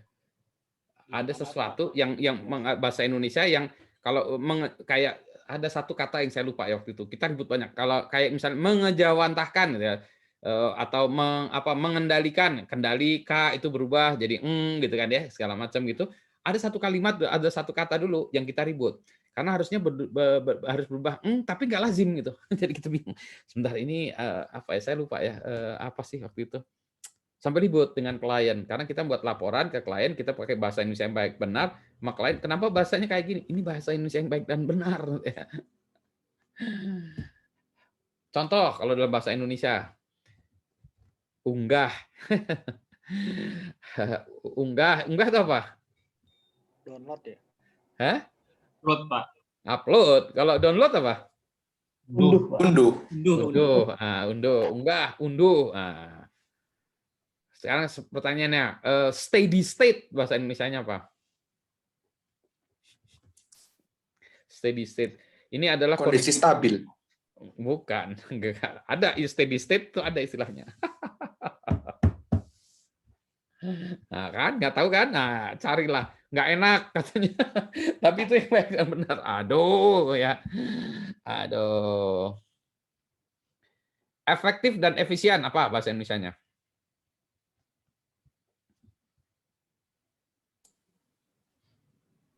Itu bahasa Indonesia bukannya Nah, efektif dan efisien. Sama Coba. kayak serapan bukan Pak ya? Atau ya, serapan? coba nanti lihat lagi ya. Ada yang serapan, ada yang ini. Nah. Coba kalau saya tanya lagi, ini yang benarnya. Artinya dalam bahasa Indonesia apa? Mangkus dan sangkil. Nah. Baru dengar Pak, mangkus dan sangkil. Itu bahasa Indonesia tuh. Coba lihat. Teman kita adalah KBBI. Coba dilihat di KBBI web ID.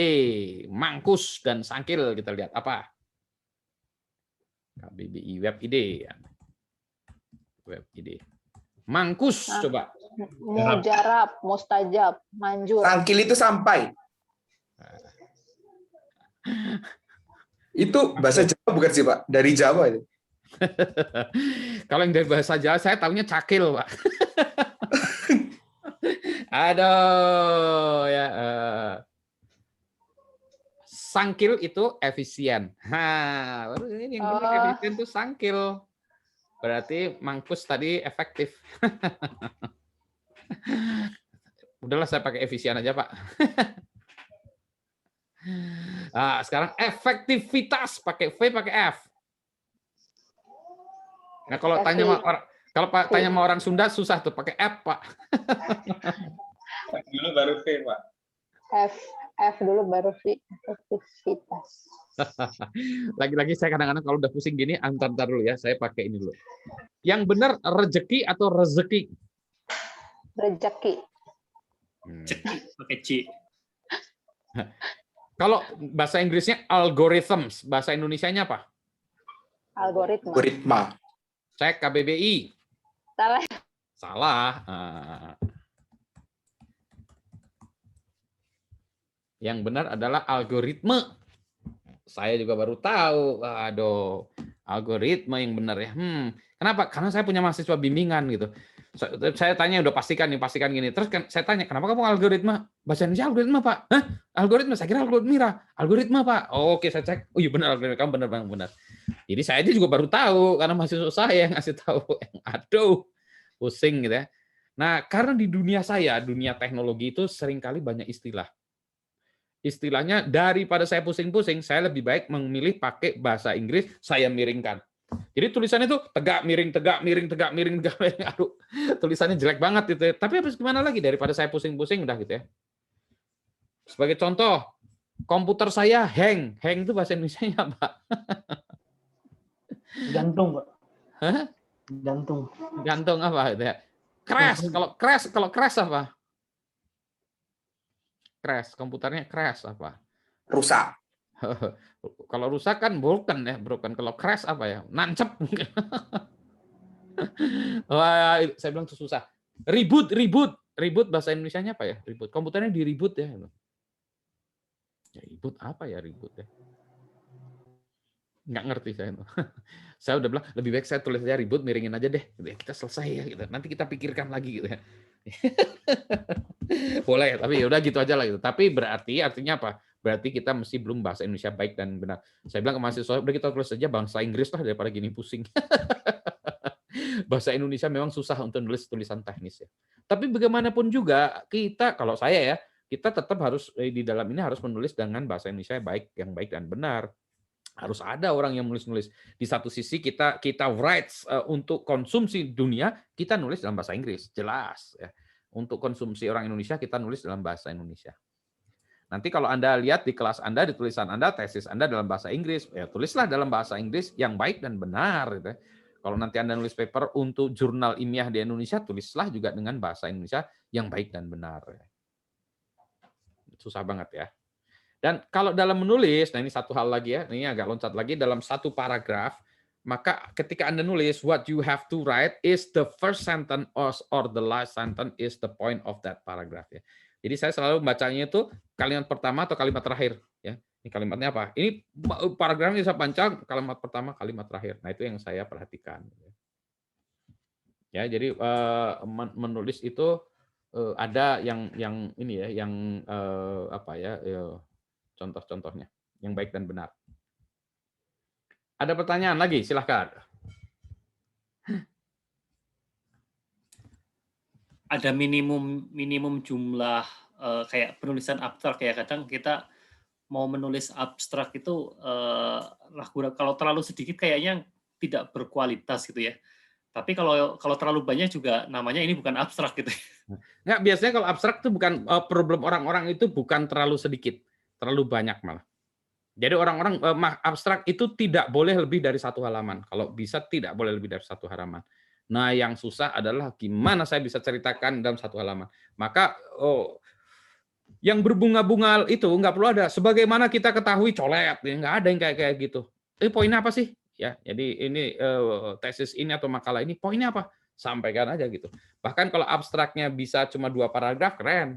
Ya, tapi biasanya susah kita, karena ada banyak hal yang mau kita ceritakan. Poinnya adalah ini, poinnya adalah ini, poinnya adalah ini. Nah, terpaksa ya kita buat 3 paragraf ya. Kalau misalnya yang kita punya paper yang singkat, bahkan paper itu sangat singkatnya itu abstraknya kalau perlu satu paragraf ya. Berapa kalimat tapi 1 paragraf. Kalau di tempat saya gitu ya. Bahkan kalau di jurnal-jurnal yang beneran di tempat saya itu, kita itu misalnya IEEE segala macam transaction system itu kita punya kesempatan cuma 3 sampai 4 halaman total makalah. Di atas itu per halaman kita di-charge $100 per halaman. Jadi kalau nulisnya 6 halaman, nah kena $200 tuh, harus bayar ekstranya.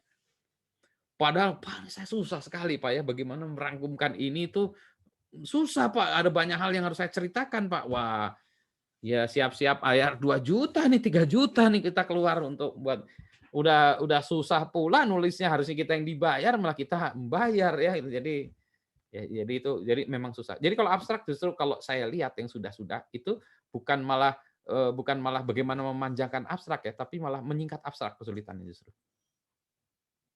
Ya.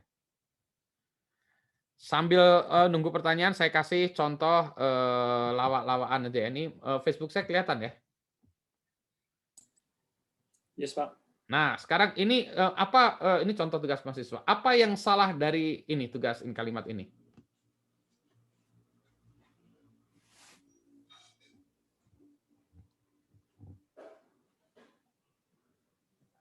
Token nggak perlu miring kali ya, Sir? Nah, apalagi? Autentikatornya nggak perlu diulang. Apalagi? Apalagi?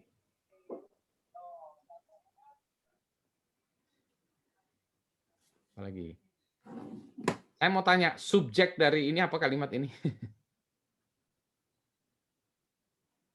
Kan kalau kalimat subjek, predikat, objek ya. Subjeknya mana, predikatnya mana, objeknya mana ini?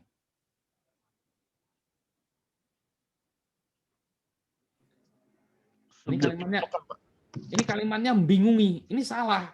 Menurut saya. Ini kebanyakan koma ya, Pak. Ya itu dia pertanyaan, betul, kebanyakan koma. Kalau ada kebanyakan koma itu menunjukkan bahwa kalimat kita ini udah nggak benar nih. Dipecah aja menjadi 2-3 kalimat ya itu. Jangan 1 kalimat. Ini 1 paragraf 1 kalimat. Ini apa sekarang ini apa gitu ya. Jadi ini kebanyakan koma. Ciri-ciri khas kalau kita nggak ini kebanyakan koma. Itu berarti kita harus menulis ulang, melakukan rewrite terhadap kalimat kita. Kalau ini apalagi nih, satu paragraf, satu kalimat. Nggak boleh. Satu paragraf itu biasanya 3 kalimat ya. Minimal 3 kalimat. Kalau ini berarti ini ada sesuatu, something wrong. Berarti apa? Mengarang bebas. Anda harus bisa mengarang bebas. Nah, itu dia yang susah menulis makalah. Mengarangnya itu, poin saya ini. Gimana ya saya melihat itu ya. Makanya kalau nulis makalah itu nggak gampang. Bahkan saya nulis mahasiswa saya, tesis segala macam, kamu siapkan waktu 3 bulan untuk nulisnya gitu ya. Karena nulisnya aja lama. Jadi kalau penelitiannya waktunya saya Pak kuliahnya tinggal sebulan, wah salam nih. Atau Anda ya terpaksa Anda nggak boleh tidur selama sebulan ini ya. Karena 3 bulan nulis ya. Karena apa tadi kayak gini? Ini gimana? Coba Anda harus memecahkan ini kan. Wah itu kan nggak bisa saya bilang, coba pecahkan ini ya. Saya kasih waktu 2 menit. Anda bilang Pak yang benar aja Pak 2 menit, 15 menit lah Pak kali. Nggak masuk akal. Dah next berikutnya lagi. Nah ini yang salah apa? Versi yang sama ya tapi. Online banking Sama, nggak miring. Nggak ada titik. Nggak ada titiknya dia. Wah, ini kalimat ini kalau kita ngomong 15 menit ngomong ini koma aja terus gitu ya.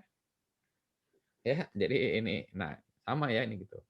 Dan tentu saja tadi ada yang perlu ada yang koma, ada yang miring kalau tapi ini yang menjadi masalahnya komanya nih. Ini satu kalimat nih. Satu paragraf, satu kalimat demikian panjangnya itu. Kalimatnya dipersingkat, subjek, predikat, objek, keterangan ya. SPOK. Jadi kalau nulis SPOK-nya apa gitu ya. Kecuali Anda membuat novel ya. Nah, itu pelanggaran itu memang di-encourage ya. Kalau nulis ini enggak ya. Yang normal aja ya. Nah, ini kerjaan saya tuh saya harus memeriksa kayak gini. Makanya tadi I don't have time gitu ya. Kalau saya lihat dari belakang udah nggak benar, buang dulu. Perbaiki dulu lah gitu ya jadi gitu. Nah, ini lebih keren lagi kan ya. Nah, ini 1 semester kerjaan saya segini. Kalau nanti udah UAS kayak gini tumpukannya itu ya. Jadi saya terpaksa menyepi nih 2 minggu nih kerjaannya. Ya. Nah, contoh yang ngaco nih di dalam ini. Jadi saya sering kayak gini. Untuk setiap makalah Anda kalau ini saya tulis gini nih. Mengapa huruf besar semua? Kalau huruf besar tulisan saya juga huruf besar semua juga tuh kan ya. Nggak mau kalah gitu ya. Ini belum saya kasih tanda seru nih, tanda tanya aja. Biasanya tak kasih tanda seru, tambah marah-marah gitu ya, ikon muntah-muntah segala macam gitu ya. Jadi saya marah aja gitu ya. Kan ya. Ini referensi sama teks ini headernya gimana ini huruf besar kecilnya segala macam. Terus ini juga nggak jelas ini ya. Ini first name last name. Nah, sebagai contoh nih nomor 3. Nomor 3 itu berapa pengarangnya? Berapa pengarangnya? Nomor 3. Referensi nomor 3. Mungkin maksudnya 3, Pak. Harusnya 3. Nah, mungkin maksudnya 3 ya. Jadi Iya. Jadinya 3 itu harusnya siapa aja? Mel Peter, Peter Karen, Mel, Joseph Nussbaum. Ah, yang benar Peter Mel ya. Nah, Karen Ken. Nah, ya berarti 3 misalnya gitu ya. Nah, jadi gitu ya. Nah, terus kita juga nggak tahu nih nomor 2 ini apa nih nomor 2? Ini tuh buku, makalah, jurnal atau apa nih ya? Ya cuma gini aja gitu. Ini maksudnya apa sih gitu ya? Ada nama pengarangnya, ada judulnya. Terus ini apa? Dari mana? Kan nggak ada. Ini buku, makalah, atau apa, atau khayalan, atau apa ya? Nggak ada. Ya, jadi harus the point of itu ya daftar pustaka adalah orang bisa ngecek sebentar. Kamu bilangnya apa? Oh gini menurut sini. Sebentar. Saya cek dulu makalahnya. Enggak, makalahnya nggak bilang gini. Kamu tuh salah pengertian gitu. Nah, ya jarang terjadi gitu. Tapi pernah kejadian. Jadi satu saat ada satu mahasiswa presentasi gitu ya, presentasi tesis kalau nggak salah. Tesis tes 3 gitu ya. Dia menceritakan gini-gini pendapat si ini gini-gini. Terus kita yang penguji saling lihat-lihatan. Kayaknya makalahnya nggak bilang gitu deh. Kebalikan yang dari yang kamu maksud. Sebentar. Maksudnya enggak, kebalikan. Ya, makalah itu kami sangat familiar karena tadi klasik paper nggak bilang gitu tuh. Jadi tadi ya kalau ini tuh tujuannya saya harus bisa merecreate paper ini, saya bisa baca kalau saya pengen wah ini keren nih. Oh, pendapatnya keren. Ntar dia referensinya siapa? Oke, kalau gitu ini ada buku. Oh, kalau gitu saya cari bukunya. Nah, jadi itu kan ilmu gitu ya. Jadi supaya kita berbagi, oh ini bukunya keren nih, saya kutip gini gitu ya. Jadi ini kacau ini ya. Ada Pak Budi mau tanya Pak. Ya. Kalau misalkan yang kayak masalah nomor 1 itu kalau misalkan dari buku aslinya tuh emang di tulisan itu huruf besar semua, itu apakah harus kita benarkan atau Harus ikut? dibenarkan lah. Itu kan ini Oh kan iya, cuma iya. penampilannya aja di buku itu kan. Oh iya, iya. Harus kita benarkan sesuai dengan standar yang baik dan Oh benar iya. gitu ya. Jadi nggak boleh kayak gitu ya. Jadi ada lagi, silakan yang ini. Ini juga standarnya nggak jelas-jelas amat ya. Ini first name, last name, terus contoh ini ada yang last name apa ini tadi ya di sini pakai koma, tapi di sini ada yang pakai titik. Ini lagi koma lagi, ini titik. Habis nama pengarang itu koma atau titik sih gitu ya. Ada yang yang nomor 1 tahunnya dibuka kayak gini, yang nomor 5 tahunnya ditutup pakai kurung. Ini gimana sih konsistensinya aja nggak ada gitu ya. Jadi ini ngasal gitu ya. Jadi udah jelas ngasal ya. Yang kayak gini saya buang aja. Nah, kalau dulu saya baik hati, saya tulisin ini satu-satu saya giniin, balikin lagi mahasiswanya. Tolong dicari gini ya. Ya, jadi ini. Tapi ini untuk menunjukkan apa? Dia nggak ngerti blas tentang ini ya, referensi. Ya. Oh, ini enggak, ini kalau ini ada. Jadi kalau ini ada ini ya tugas ya ini gitu ya. Jadi kalau ini ada nih misalnya ini dengan IT atau tidak dengan IT untuk sistem ini apa kedokteran ini mahasiswa farmasi gitu ya. Kalau dengan IT sick patient langsung solusinya go straight to the pharmacy medication solusi. Wah, ini kayaknya algoritmanya nggak gini amat gitu ya. Kalau ada juga waktu itu yang nulis ya misalnya gini, if you have problem with your system IT apa? Call vendor selesai. Benar juga sebenarnya. Ya kalau masalah apa? Tinggal call vendor, Pak. Oh iya benar juga ya, benar. Tapi nggak gitu-gitu amat kali. Gitu ya. Ampun ya. Nah ini, jadi ini saya buat essay kalau ya udah ini sebentar ya ada lagi. Nah biasanya di dalam setiap makalah itu saya kasih ini contoh ya, ini saya kasih T. T itu kalau di ITB itu incomplete. Jadi nilainya dia belum ada. Biasanya T itu bisa jadi A, bisa jadi E, tapi T itu incomplete. Jadi ini T itu nilainya gantung ya. Nah biasanya saya tulis di belakang, misalnya ini tadi referensi itu diurut berdasarkan apa, ya karena gitu. Mengutip masih membingungkan. Nanti kita bahas soal mengutip ya. Referensi yang tidak digunakan tidak boleh masuk ke dalam daftar pustaka. Misalnya tadi dalam daftar pustakanya ada 10, tapi saya cek di dalam tulisannya itu cuma 7 yang dipakai, 3 lagi ini kok nggak ada dipakai, nggak boleh gitu ya. Kemudian apa? Ketika Anda membuat gambar, sumber gambar harus dituliskan. Ini gambar dari mana gitu ya. Nggak boleh Anda kasih gambar ceplek gitu aja. Karena apa? Kalau itu di situ maka Anda membajak. Itu kan nggak boleh gitu. Kecuali Anda gambar sendiri. Gambar sendiri pun kalau gambar orang lain Anda gambar sendiri ya Anda bilang ini tuh terinspirasi oriented dari ini saya gambar ulang gitu misalnya. Jadi kalau ada sumber gambar itu harus ada referensinya dari mana. Sama seperti kita mengutip ya. Ya jadi seringkali saya lihat ini orang ngambil gambar tapi seenaknya aja gitu. Ya. Ini tadi format paragraf mungkin yang panjang tadi ya. Banyak masalah bahasa Indonesia kayak tadi ya. Jadi ini contoh ya tuh. Ya, misalnya ini contoh nih tidak konsisten nih. Misalnya ini penggunaan referensi, yang ini pakai kotak ya, yang ini pakai ini nama dan tahun ya. Kan boleh-boleh aja, tapi tadi be konsisten mau yang kotak kayak IEEE atau yang kayak gini. Kalau ini untuk menunjukkan apa? Ini saya curiga mahasiswanya copy and paste berarti. Nggak tahu yang ini atau yang ini dia copy and paste dari makalah lagi dia copy and paste, formatting yang sana satu menggunakan ini, yang satu menggunakan ini. Nggak mungkin lah dia kali itu. Berarti anak ini copy and paste ketahuan. Copy and paste. Jadi ini tuh mengindikasikan copy and paste. Ketahuan pakai buktinya lagi. Jadi kalau orang maling tuh jejaknya di mana-mana, ada jejak sepatunya di sana. Kamu maling ya? Enggak. Lah itu sepatu kamu ada jejaknya di sini. Terdiamlah dia ya. Jejaknya udah jelas kayak gini ya. Ya jadi itu ya. Kejahatannya terjelas ya. Nah, ini juga nih. Ya ini misalnya gini. Nah, ini sering kali nih kalau ini dalam tesis segala macamnya. Misalnya ini karena formatting gambarnya di mana, tulisan captionnya ada di sini. Gambar screennya gambar di mana nih? Di halaman sebelumnya, Pak. Nah, harus disambung-sambungin atuh lah ya, jangan kayak gitu ya. Ini ada juga gini nih, captionnya gambar 3 nomornya di bawah, istilah gambarnya gini. Kan harusnya gambar 36 ke kanan ya, topologi apa lagi gitu ya. Jadi gitu ya. Ada satu lagi ya. Tanda baca itu melekat di huruf terakhir dari kalimatnya. Misalnya gambar berikut titik 2 gitu ya. Nah, titik 2-nya itu harus gambar di huruf T-nya berikut titik 2 gitu ya. Kayak ini karena nggak gitu, maka titik 2-nya gantung di sini. Kata yang lain di sana, titik duanya berikut, titik duanya di sini ya. Nah, ini untuk menunjukkan ya, nggak jelas. Ya ini contoh bahwa ini gambarnya ini acak adut. Apa artinya? Dia ngasal.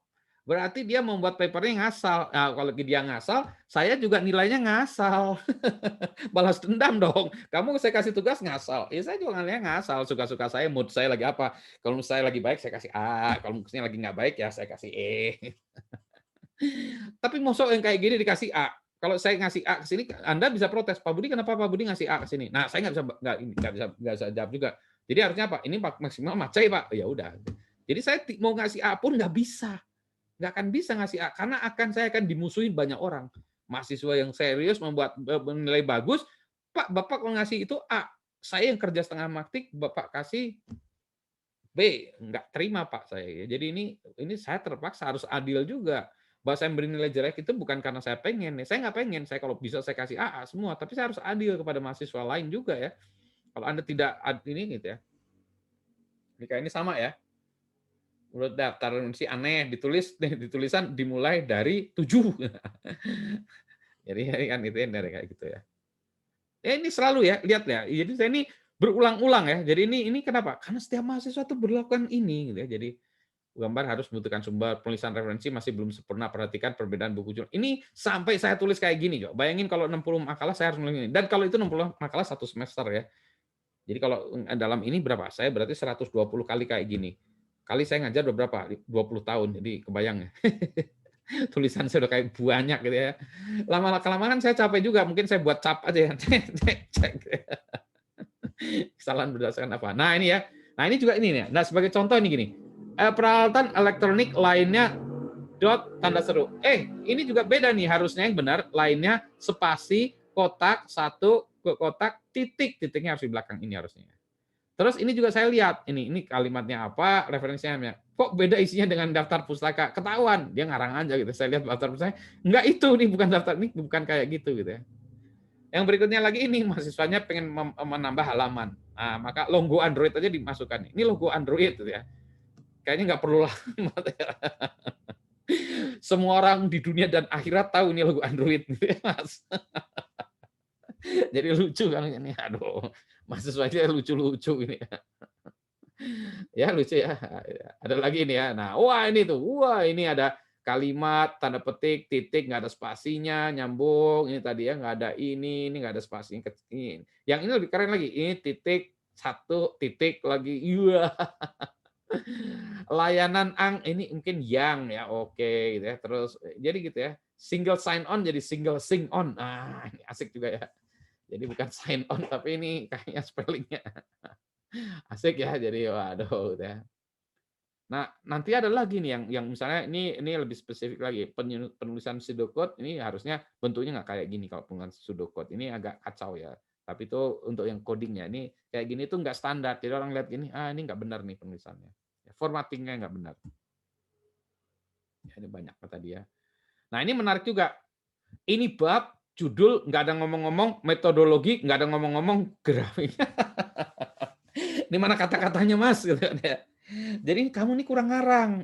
Iya benar, intinya gini. Tapi yang namanya buku segala macam itu harus kalian bercerita, bercerita, mengarang bebas. Maka Anda harus bisa ngarang. Yang ngarang itu butuh waktu, ya ngarang, ding butuh kopi, ngarang macam ya. Makanya butuh waktu lama. Paham, menulis itu nggak gampang, paham. Maka harus belilah waktu, give time ya. Udah give time aja nggak apa-apa. Hadir, oke di depan meja ngetik. Dimarahin orang-orang, kamu ngapain lagi ngetik gitu. Kan ngetik gampang, kan tinggal ngetik. Ya tinggal ngetik, tapi nulis kata-katanya itu mikirnya tuh di sini tuh yang lama gitu kan ya. Ya memang iya gitu ya. Jadi ini kayak gini, wah ini nggak benar gitu ya. Ini juga sama tadi. Ini logo PHP. Nggak perlu kan ini logo PHP Mas. Tapi dia paling nggak kan dapat 1 paragraf tuh. Jadi papernya nambah ya. Jadi wah ini menambah halaman gitu ya. Gamble Apple Mac. Ini lucu-lucu Gamble Apple Mac. Aduh, saya bilang ya kayak ya. Ini biasanya saya tulis T menuju A. Ya jadi artinya maksudnya kamu sekarang T. Kalau ini diperbaiki bisa jadi A. Ikutilah ini ya. Nah nih, gambar contoh mesin ATM, kayaknya semua orang udah tahu Mas mesin ATM tuh kayak gini. Aduh, ini lebih asik lagi karena ini mungkin bisa 3 paragraf ya sebetulnya. Saya bilang tadi mau saya tulisin kalau perlu gambarnya ini dibuat 1 halaman aja Mas gitu ya. Supaya ngabisin 1 halaman ya. Ketahuan banget gitu ya. Ini aduh ya. Nah, tapi ini kalau ini nggak ada hubungannya. Kalau ini menarik ya. Jadi menarik itu I learned today that a group of students use a Google Doc document to take lecture notes ya. They all took notes simultaneously in a collective. Wah, saya bilang ini keren amat. Saya bilang ke mahasiswa saya jelasin di kelas, kalian kalau mau pakai Google Doc aja. Jadi di kelas itu pakai Google Doc, saya cerita, itu masing-masing notesnya mahasiswa, catatan mahasiswa, itu nggak sendiri-sendiri. Dikeroyokan, oh ini great idea. Menurut saya ini great idea. Oh, great idea sih. Jadi nanti semua mahasiswa itu punya catatan kuliah Google Doc-nya ini. Wah, menurut saya keren nih, keren. Good idea. Pemanfaatan teknologi yang keren ini. Jadi misalnya sekelas ada 50 mahasiswa, ada 10 orang yang buat Google Doc, kan semua orang dapat catatannya, kan keren ya. Wah, asik. Benar-benar bagus-bagus. Nah, ini sama, masih jumlah paper yang harus saya periksa. Ya. Ini tadi ya, masih yang panjang-panjang lagi. Ya, banyak ya tadi. Ntar lagi. Ntar ini kok nggak bisa saya klik start. Habis kali ya. Oh, belum. Ya udah habis. Ini contoh-contohnya kayak gitu. Ada banyak contoh-contoh lagi ya, yang lebih lucu-lucu lagi nih. Tapi ini sekedar contoh yang lucu-lucu. Ya. Ada pertanyaan dulu sebelum kita sudahi dulu nanti contoh-contoh berikutnya. Next pertemuan lagi ya nanti. Tapi paling nggak, poin saya begini. 1, dalam menulis makalah adalah ikuti cara saya menilai tadi. That's how I mark your assignments from the back to the front ya. Jadi kalau Anda ini bagus-bagusnya di situ sehingga belum apa-apa, saya dengan senang hati atau saya terpaksa memberi Anda nilai A. Terpaksa. Karena itu yang bagus, referensi Anda bagus, ini yang bagus, sebenarnya tengahnya saya udah nggak peduli, langsung saya nulis A. Ya, itu ya. Dan yang lain-lain nanti perhatikan itu ya. Jadi PR Anda cuma 1, buat referensi. Oke? Now, before we close the class today, jangan lupa daftar hadir ya seperti biasa. Yang portal bisa ya, mulai itu. Sambil sekarang kita mau ambil ini foto kelas ya, foto kelas bentar. Silahkan nyalakan kamera. Yang mau nyalakan kamera, saya saya nyalakan preview dulu. Untuk mengambil ini, ini cuma 1 halaman ya. Jadi kita will take just one pictures, just one picture from the whole class. Oke, tinggal 2 salah salam sama Dea yang kalau mau ngidupan, kalau enggak kita ada 3. Oke, 2 lagi yang belum. Kalau enggak kita mulai ya. Oke, siap-siap. 1, 2, 3. Oke, ntar kayaknya ada 1 lagi yang tadi bergerak ya. Oke, ntar ya. Oke, start kelas. Ntar ya, sekali lagi, sebentar. Oke. Ntar ya, tahan napas. Wah, kalau di sehari-hari tahan perut, ya sekarang nggak kelihatan perut nggak apa-apa ya. Tahan napas. 1, 2, 3. Oke, sip, go. Kelas hari ini kita cukupkan sampai sekian ya. Nanti ini ya PR saya taruh di tempatnya, nanti Anda tinggal komentari ya. Oke, have a good night. Sorry agak sedikit panjang. Stay safe, stay healthy. Sehat-sehat semua ya. Kita mulai minggu depan kita bahas tentang topik-topik tugas Anda ya untuk makalah ya. Baik, selamat malam. Assalamualaikum warahmatullahi wabarakatuh. Good night. Terima kasih, Waalaikumsalam. Pak. Selamat malam. Pak.